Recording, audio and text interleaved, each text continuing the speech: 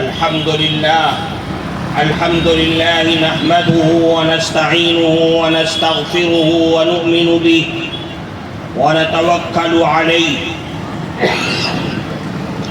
ونعوذ بالله من شرور أنفسنا ومن سيئات أعمالنا من يهده الله فلا مضل له ومن يضلله فلا هادي له ونشهد أن لا إله إلا الله وحده لا شريك له ونشهد أن سيدنا ومولانا محمدا عبده ورسوله وصلى الله تبارك وتعالى على خير خلقه محمد وعلى آله وأصحابه وأزواجه وذرياته أجمعين أما بعد فقد قال النبي صلى الله عليه وسلم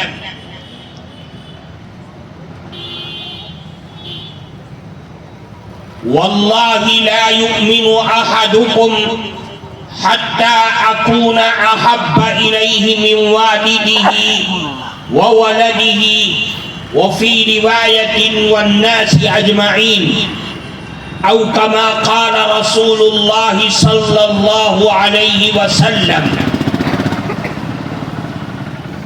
محترم صدر جلسہ حضرات علماء کرام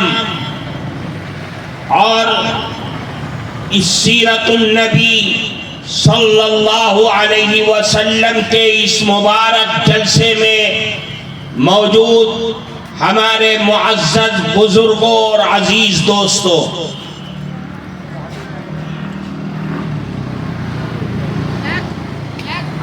آج آپ کے اس جلسے میں میں نے آپ کے سامنے ایک مشہور حدیث جو آپ نے بارہا اپنے ائمہ اور خطباء سے سنی ہے، میں نے آپ کے سامنے پڑھی ہے،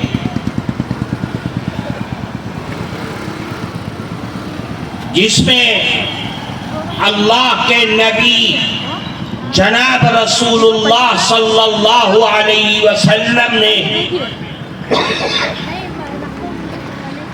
ہم سب کو قیامت تک آنے والے ہر مسلمان مرد اور عورت کو ایک عظیم الشان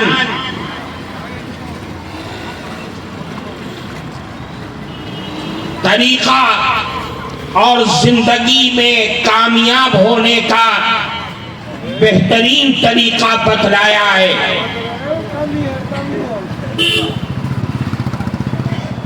ہم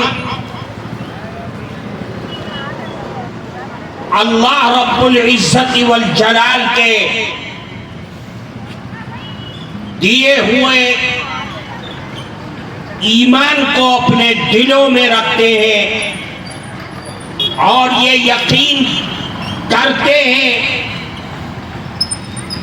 کہ اللہ ایک ہے اور تمام انبیاء کرام علیہم الصلاۃ والسلام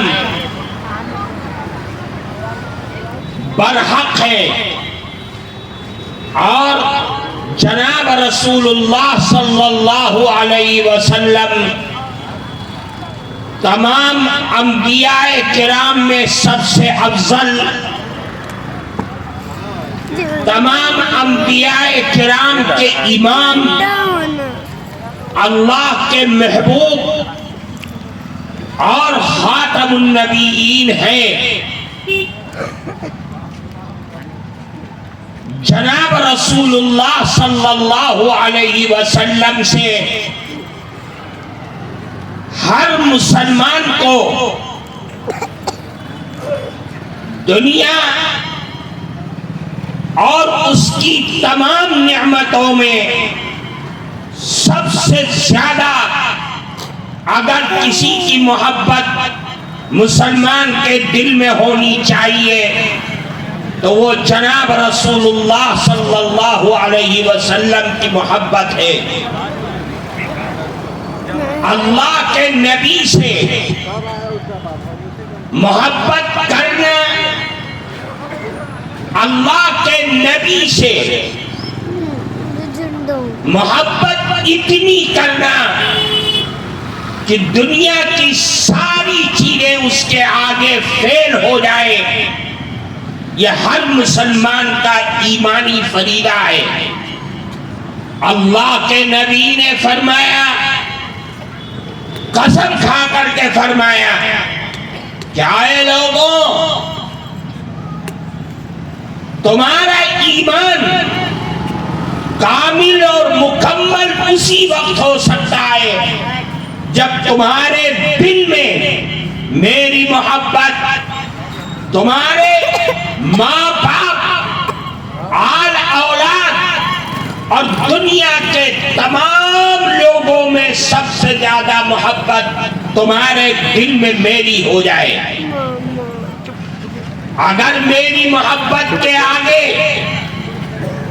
ماں باپ رکاوٹ بن رہے ہیں یا آل اولاد رکاوٹ بن رہے ہیں یا دوست احباب رکاوٹ بن رہے ہیں، اس کا مطلب یہ ہے کہ ابھی تمہارا ایمان کامل اور مکمل نہیں ہوا ہے.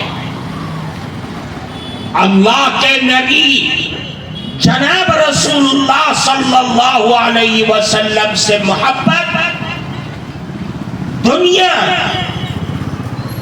اور آخرت، عالم برزخ، تمام جگہوں میں اللہ کے نبی سے محبت ہی نجات کا ذریعہ ہے.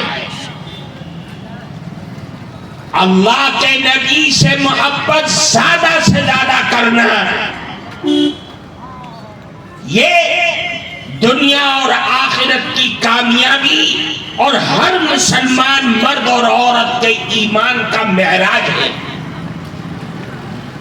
اسی لیے اللہ کے نبی کی ایک حدیث ہے، فرمایا ایک گاؤں سے ایک صحابی جناب رسول اللہ صلی اللہ علیہ وسلم کے پاس آئے اور عرض کیا، سوال کیا، اے اللہ کے نبی یہ بتلائیے کہ متی الساعہ، قیامت کب آئے گی؟ اللہ کے نبی نے جواب نہیں دیا.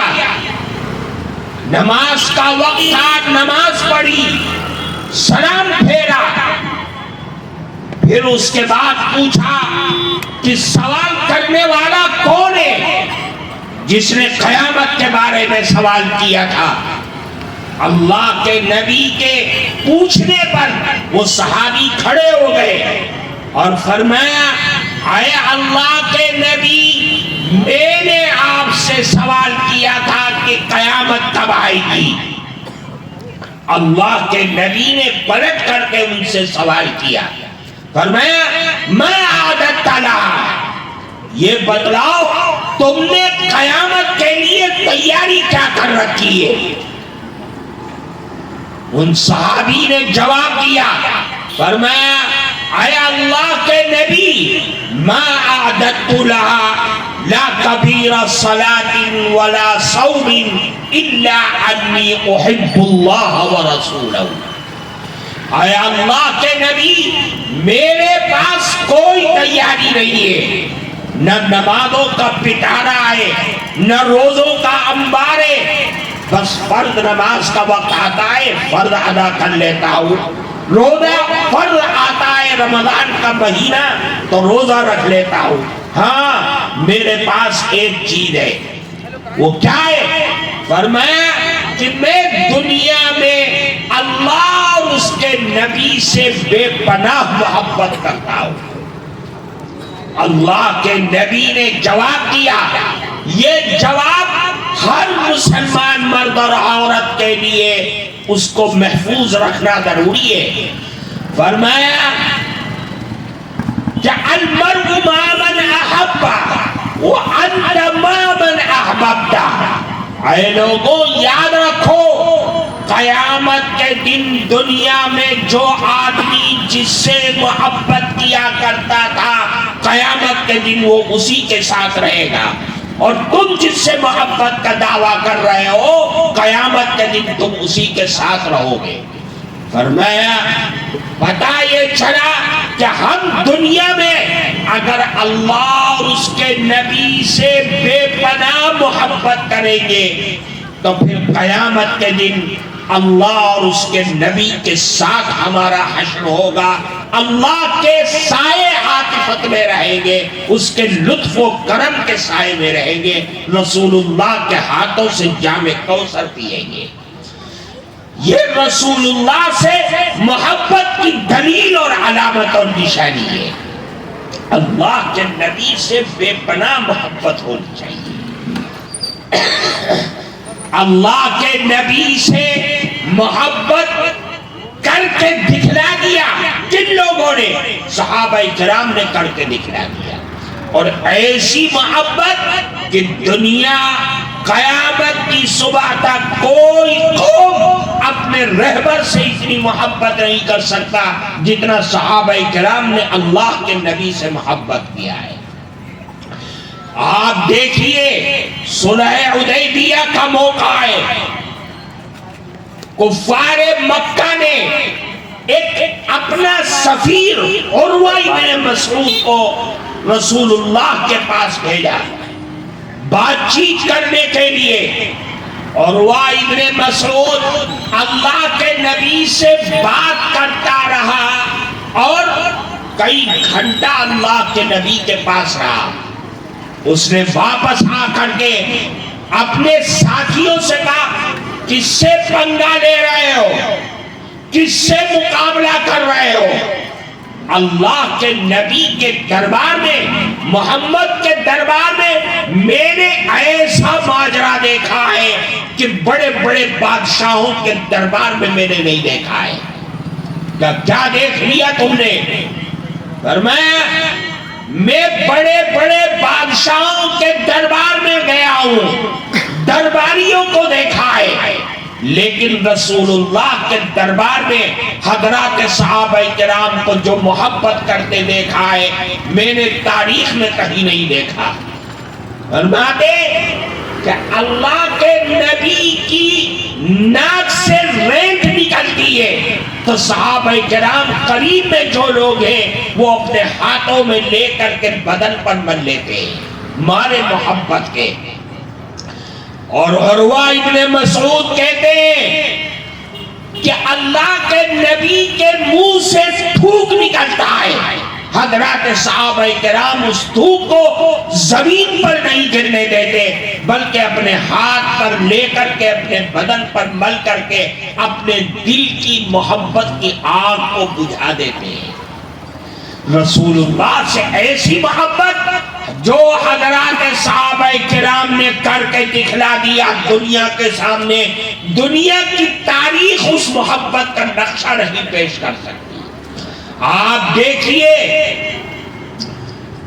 ایک مرتبہ اللہ کے نبی نے پچھنا لگوایا ہے، جیسے حجامہ ہم لگواتے ہیں، جو بدن مبارک سے خون نکلا۔ اللہ کے نبی کے پاس کھڑے ہوئے تھے ایک چھوٹے سے صحابی عبداللہ ابن زبیر، ان سے کہا کہ لے جاؤ اس کو کہیں کنارے پر دفن کر دینا تاکہ کسی کا پاؤں نہ پڑے۔ عبداللہ ابن زبیر گئے اور واپس آ گئے۔ اللہ کے نبی نے کہا اے عبداللہ کیا کیا تم نے؟ اس کو دبا دیا؟ کہ ہاں جی دبا دیا۔ کہاں دبایا؟ فرمایا اے اللہ کے نبی میں نے آپ کے مبارک جسم سے نکلا ہوا خون پی لیا۔ یعنی محبت نے یہ گوارا نہ کیا کہ رسول اللہ کے بدن مبارک سے خون نکلے اور میں اس کو اپنے ہاتھوں سے دبا دوں۔ اللہ کے نبی سے ایسا عشق تھا کہ آپ کے بدن مبارک سے نکلنے والے خون کو عبداللہ ابن زبیر نے اپنے پیٹ میں لے لیا۔ اللہ کے نبی نے فوراً فرمایا کہ جس کے پیٹ میں میرا خون چلا گیا اب جہنم کی آگ اس کے اوپر حرام ہو گئی۔ عبداللہ ابن زبیر کا یہ عشق تھا۔ اللہ کے نبی سے عشق کا حال یہ تھا کہ غزوہ احد کے موقع پر صحابہ کرام سے فیصلہ کرنے میں تھوڑی سی اجتہادی غلطی ہوئی۔ جو جنگ جیت رہے تھے صحابہ کرام وہ ہار کی طرف چلے گئے۔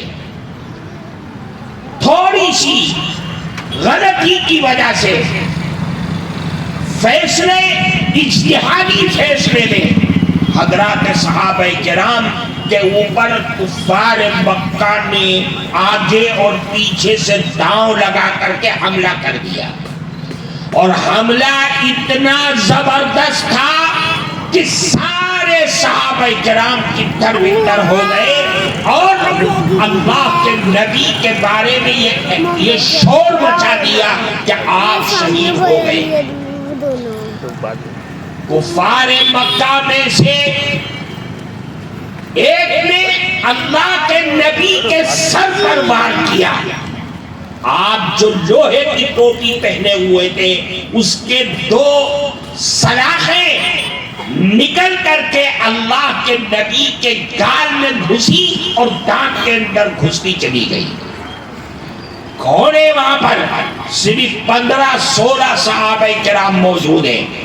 حضرت ابو بکر صدیق موجود ہیں، وہ نہ نکال پائے، دوڑتے ہوئے آئے۔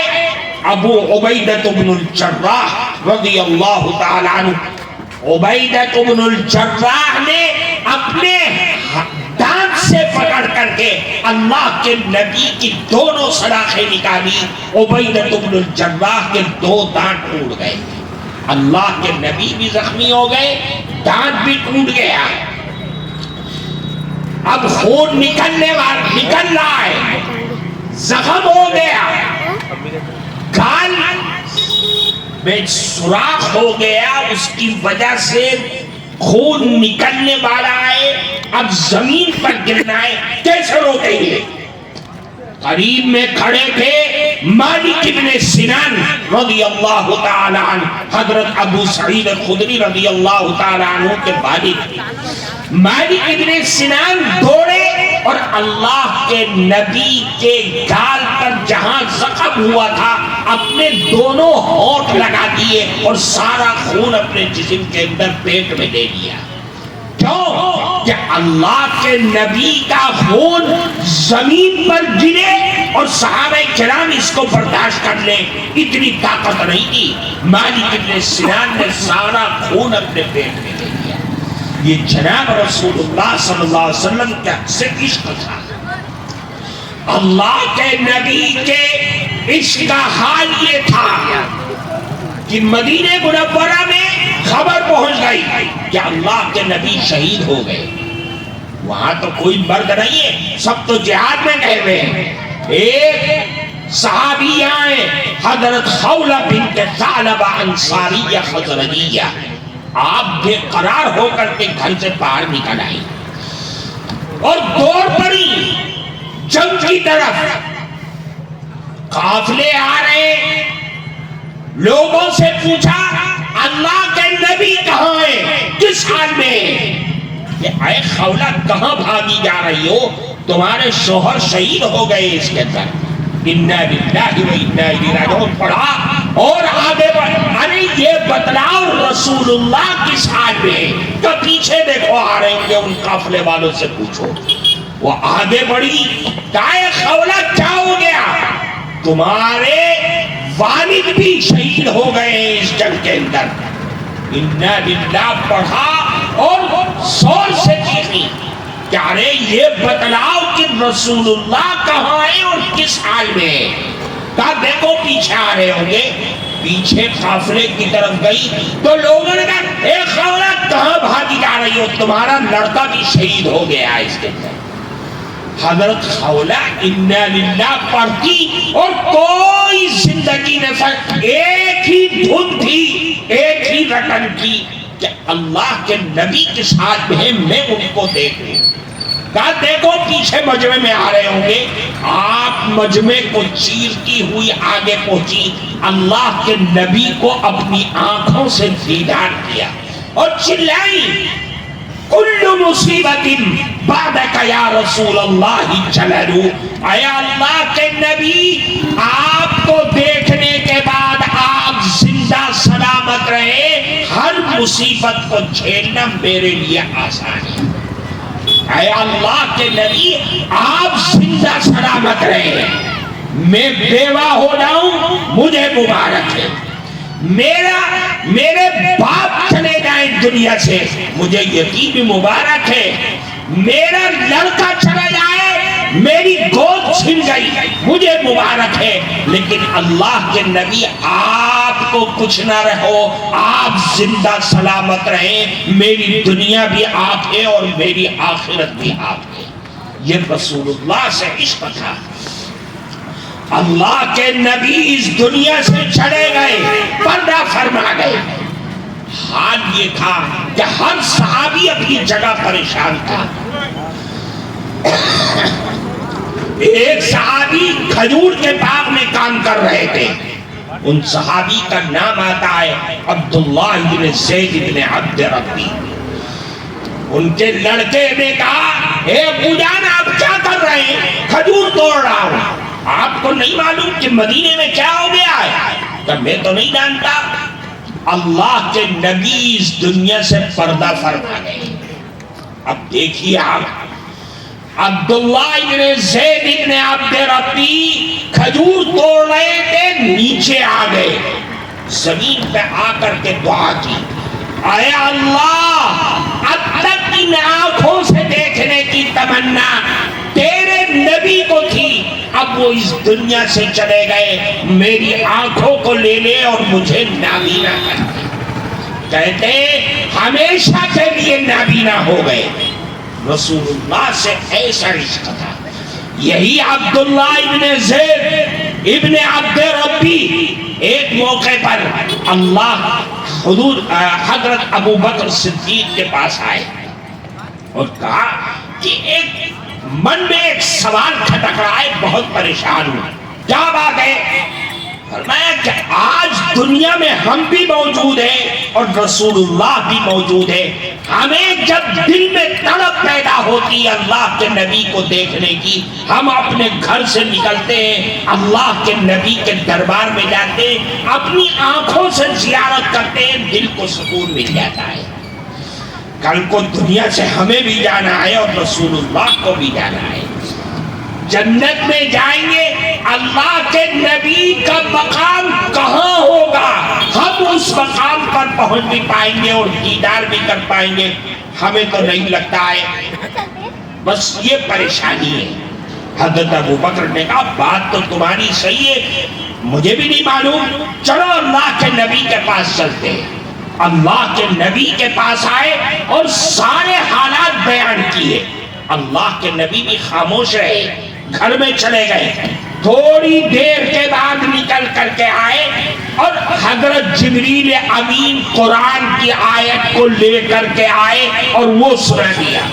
فرمایا وَمَن يُطِعِ اللَّهَ وَالرَّسُولَ فَأُولَئِكَ مَعَ الَّذِينَ أَنْعَمَ اللَّهُ عَلَيْهِم مِّنَ النَّبِيِّينَ وَالصِّدِّيقِينَ وَالشُّهَدَاءِ وَالصَّالِحِينَ وَحَسُنَ أُولَئِكَ رَفِيقًا۔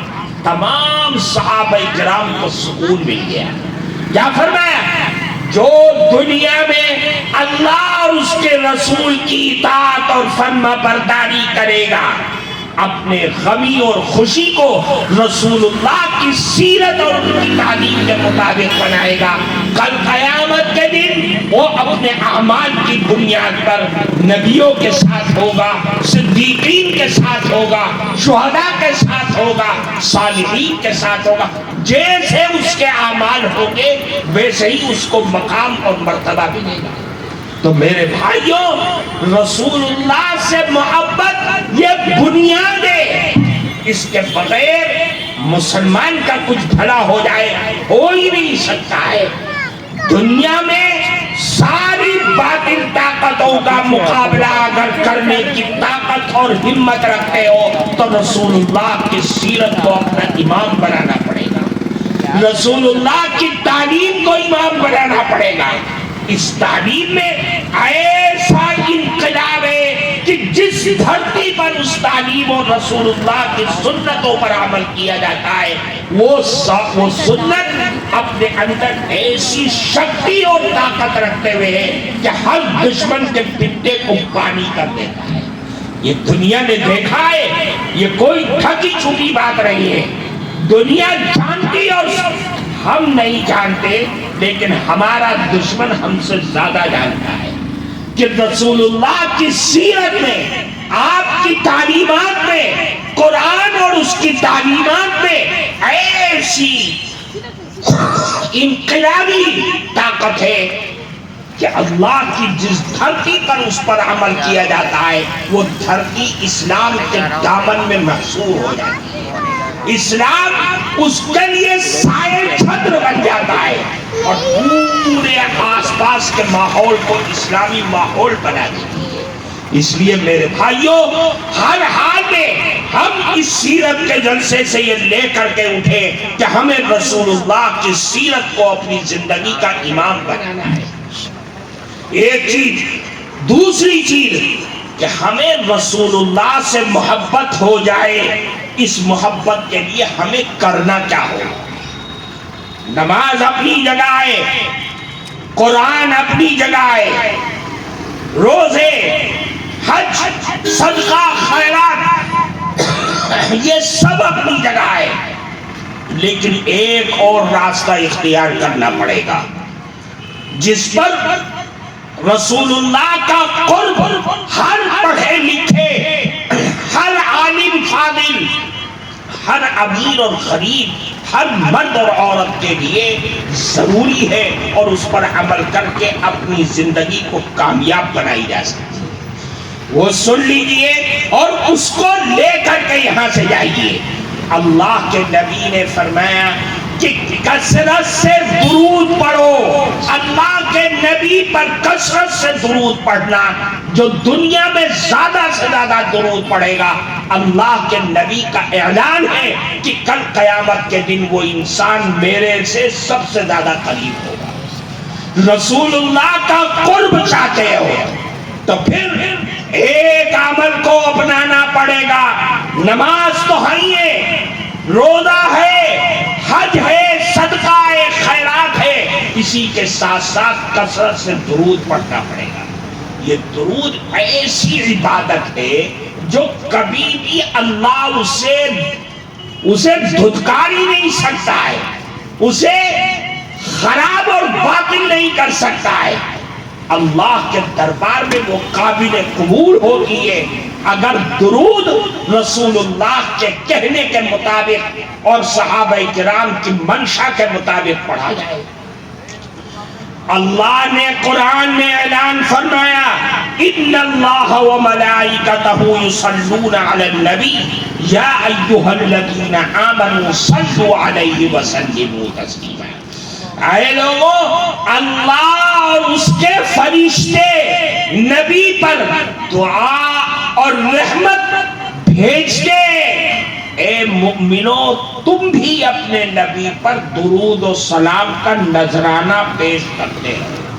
یہ کون کہہ رہا ہے؟ اللہ فرما رہے ہیں۔ یعنی آپ درود کی اہمیت کو دیکھیے اور سمجھیے۔ میں ہر انسان سے کہتا ہوں آپ سمجھیے نماز بڑی عبادت ہے اور ایسی عبادت ہے کہ نماز کفر اور اسلام کے درمیان امتیاز کرنے کی ایک عبادت اور ایک طریقہ ہے۔ اگر نماز پڑھتے ہو دنیا کہے گی کہ تم مسلمان ہو، نماز نہیں پڑھتی ہو دنیا کہے گی کہ تمہارے اندر ایمان نہیں ہے۔ اتنی بڑی عبادت ہے لیکن قرآن کہتا ہے کہ اقیموا الصلاۃ، نماز قائم کرو، اور اور آگے بڑھ جاتا ہے۔ زکوٰۃ بڑی عبادت ہے، اللہ کا حکم ہے، قرآن کہہ رہا ہے زکوٰۃ دو اور آگے بڑھ گیا۔ رمضان کا مہینہ آیا، اللہ نے ارشاد فرمایا کہ روزہ رکھو، رمضان کا مہینہ ہے، آگے بڑھ گئے۔ حج کے دن آئے، کہا حج ادا کرو، کچھ نہیں، ختم ہو گئی بات۔ لیکن درود کا جب معاملہ آیا اور درود کی باری آئی تو اللہ کہتے ہیں میں بھی اور میرے فرشتے دونوں رحمت اور درود پڑھتے ہیں۔ اے نبی، اے ایمان والو، تم بھی اپنے نبی پر درود و سلام پڑھو۔ یہ درود کی اہمیت بتلا دی گئی۔ پتہ یہ چلا کہ درود بڑی اہم عبادت ہے، اور اس کی عبادت کی اہمیت کو سمجھو۔ اللہ کے نبی فرماتے ان للہ ملائکۃ سیاحین فی الارض یبلغونی من امتی السلام، کہ اللہ کے فرشتے گھومتے رہتے ہیں دنیا میں، جو آدمی اللہ کے نبی پر درود پڑھتا ہے اس درود کو لے کر کے روزہ اطہر پر جاتے ہیں اور اللہ کے نبی کو پیش کر دیتے ہیں اور کہتے ہیں اے اللہ کے نبی، آپ کا فلاں امتی جس کا نام یہ ہے، جس کے باپ کا نام یہ ہے، اس نے آپ پر درود پڑھا ہے۔ اللہ کے نبی فرماتے ہیں جو درود دور سے مجھ کو پڑھا جاتا ہے میں اس درود کا جواب دیتا ہوں، اور جو میرے قریب آ کر کے درود پڑھا جاتا ہے میں اس کو اپنے کانوں سے سنتا ہوں اور جواب دیتا ہوں۔ اللہ کے نبی پر روز آنا ہمارا اور آپ کا اور ہمارے باپ کا نام لے کر کے کہا جائے گا تو کبھی امید ہے کہ اللہ کے نبی قیامت کے دن بھی ہم کو یاد رکھیں گے۔ اس لیے فرمایا درود پڑھو۔ درود بہترین عبادت ہے جو کبھی بھی اللہ ضائع نہیں کرتا ہے۔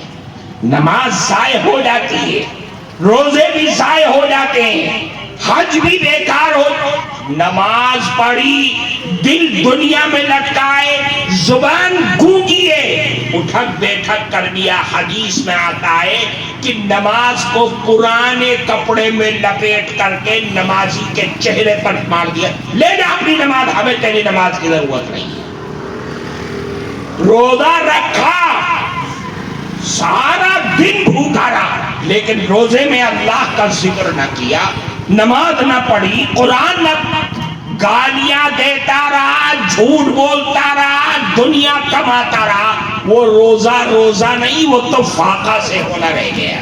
کہ فاقہ کیا ہے تم نے، حج میں گیا، حج کی شرائط کو پورا نہ کیا، حج میں گیا عبادات کا اہتمام نہ کیا، تو وہ حج نہیں ہوتا، وہ تو ایک پکنک ہو جائے گی۔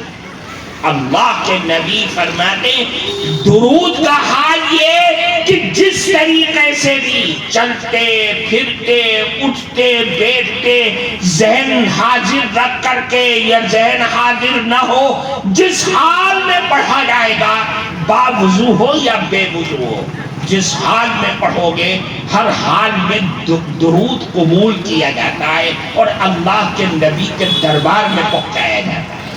درود کی بڑی اہمیت ہے۔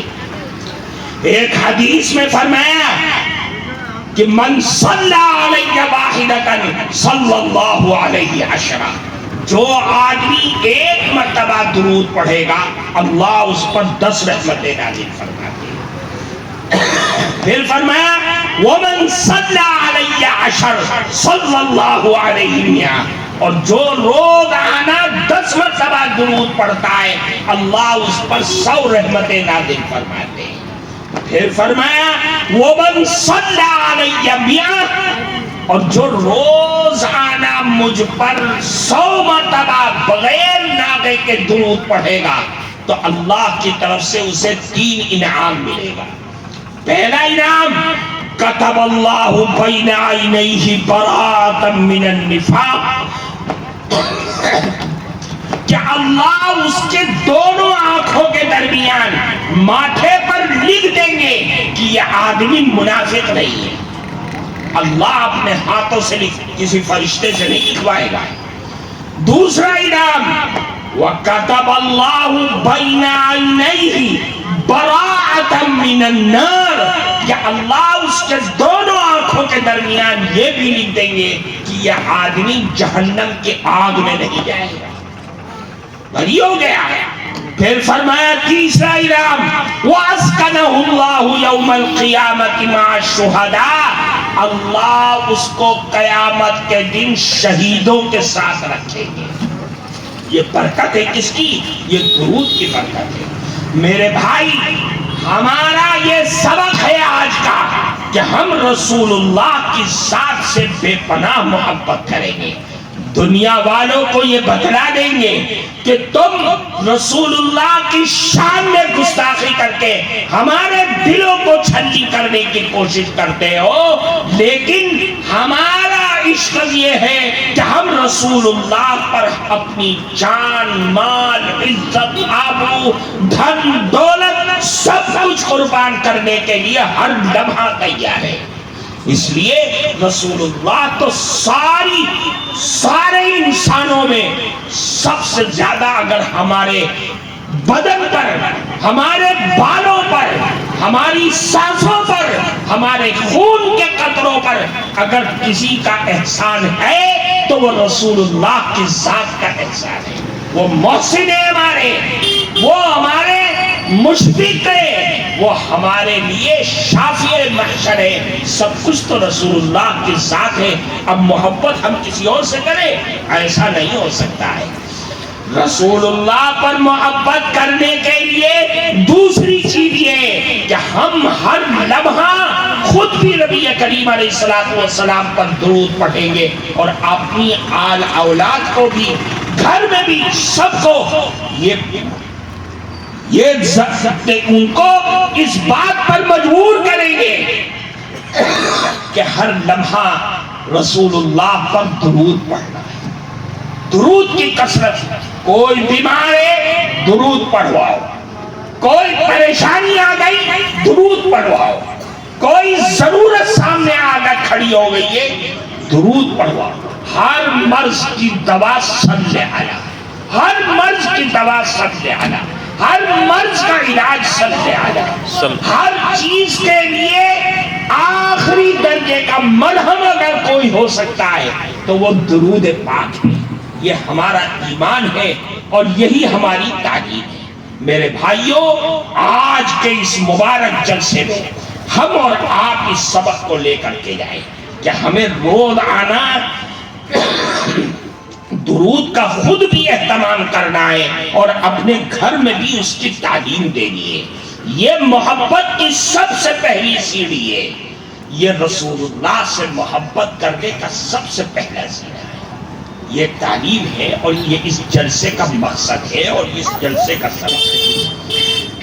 آخری چیز میں آپ سے کہنا چاہتا ہوں، یہاں علماء ہیں، ائمہ ہیں، سامنے میرے پڑھے لکھے لوگوں کا مجمع ہے۔ میں آپ کو یہ چیز دے کر کے جانا چاہتا ہوں کہ میرے بھائیوں، آج دنیا کا نقشہ، یہ دنیا کے حالات، یہ بگڑے ہوئے معاملات، یہ معاشرے کی تباہی اور بربادی، یہ ارتداد کی لہریں، آج ہمارے پاس اس کے توڑ کے لیے کچھ نہیں رہ گیا، کوئی نہیں ہے۔ ہر آدمی اپنی طریقے سے محنت اور کوشش کرا، لیکن اس کا علاج نہیں مل پا رہا ہے، بیماری بڑھتی چلی جا رہی ہے۔